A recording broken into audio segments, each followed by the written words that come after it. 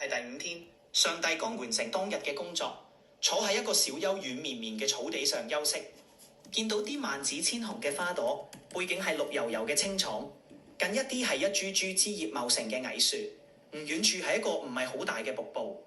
今日湖面唔係波平如鏡，而係略帶洶湧。當陽光照耀住水花同湖水嘅流動，營造出好多閃閃銀光。細聽之下，有啷聲配以微微風響，加上吱吱叫嘅小鳥，而蟲聲亦都融和其中，真係一幅美好嘅大自然圖畫，一首百聽不厭嘅妙韻。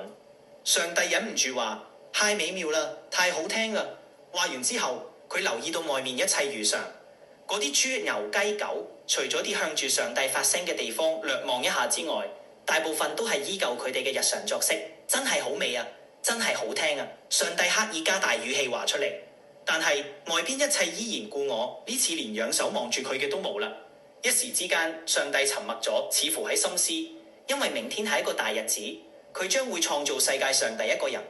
對這個為佢掌管世界嘅人，除咗係按佢自己嘅形象所造，因而擁有佢屬性嘅部分之外，呢個人嘅智慧同能力都屬於高層次，凌駕於其他地上嘅活物，可以話人係世界嘅主人。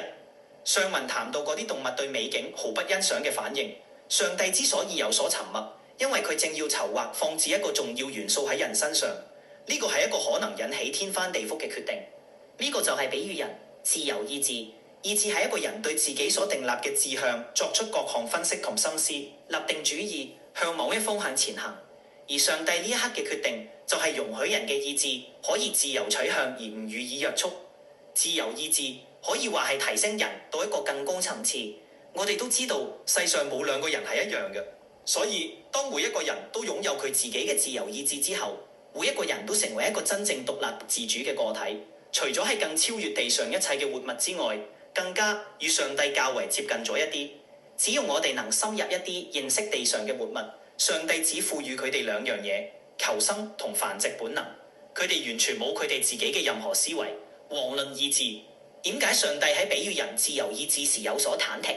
因為當人擁有自由意志之後，世上會出現好多人，甚至係對上帝嘅背離。上帝知道人嘅自由意志可能會令佢哋偏離佢嘅道路，但佢仍然選擇咁做，因為佢希望人能夠出於自願同愛去回應佢。呢個選擇係愛嘅真諦，係建立真正關係嘅基礎。呢個就係上帝嘅忐忑，佢希望人能夠自由選擇愛佢，而唔係被迫去愛。因此，上帝嘅創造唔只係一個充滿美好嘅世界，更加係一個充滿自由選擇嘅世界。佢俾咗人類呢個偉大嘅禮物，同時都承擔咗所有可能出現嘅風險同挑戰。正係因為呢份自由，令到愛變得更加寶貴同真摯。上帝嘅忐忑亦都係一種對人類深深嘅愛同信任。佢相信，即使人類有時會選擇偏離正道，但佢哋最終會因為愛同真理，選擇回到佢嘅懷抱。呢份信任同希望，正正係上帝創造人類嘅原因。最終，上帝嘅目的係希望人類能夠在自由中找到真正嘅喜樂同平安，並且與佢建立一種深厚嘅關係。呢種關係唔係基於強迫或者控制，而係基於真誠同愛。上帝嘅忐忑正正係呢份愛嘅體現。佢願意承擔風險，俾予人類自由去選擇，因為佢知道唯有咁樣，愛先係真正嘅愛，關係先係真正嘅關係。所以，當你面對人生嘅選擇時，記住你擁有嘅自由係上帝俾你嘅禮物。無論你選擇咩方向，佢都會喺你身邊，陪你一齊走過。呢個就係上帝嘅故事，一個充滿愛、自由同希望嘅故事。